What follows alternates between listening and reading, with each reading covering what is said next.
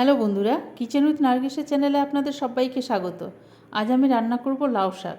লাউ শাক তুলে নিয়ে চলে এসেছি। লাউ শাকের এরকম ওপর একটা আঁশ থাকে, এই আঁশটা তুলে ফেলতে হবে। আর নেব একদম কচি ডগাগুলো।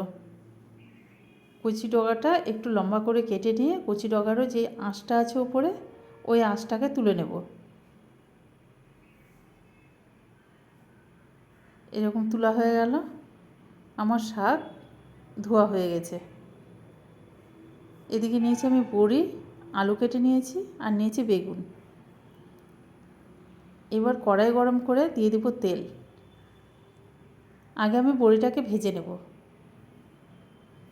একটু লালচে করে ভেজে নেব। ওই তেলে বেগুনটাকে একটু লবণ আর হলুদ দিয়ে বেগুনটা ভেজে নেব। আলুটাকেও অল্প আছে লবণ হলুদ দিয়ে ভেজে নেব।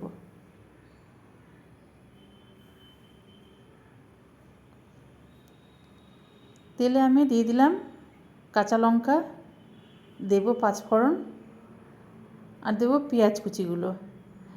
পেঁয়াজ কুচি একটু লবণ দিয়ে ভেজে নিয়ে দিয়ে দেব আদা রসুন বাটা। আদা রসুনের গন্ধটা যাওয়ার পর দেব জিরে গুঁড়ো আর হলুদ গুঁড়ো। এবার শাকগুলো আমি সব দিয়ে দেব। শাকে সামান্য লবণ দিয়ে নেড়ে চেড়ে আর ঢেকে দেব। শাকে জল দেওয়ার দরকার নেই, এমনিতে শাকে জল বেরোবে। একটু আঁচটাকে কম করে রাখতে হবে।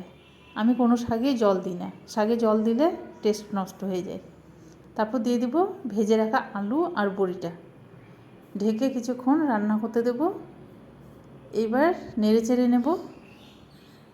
দিলাম স্বাদটাকে ব্যালেন্স করার জন্য একটু চিনি আর 1 চামচ কর্নফ্লাওয়ার জলে গুলে দিয়ে দিলাম।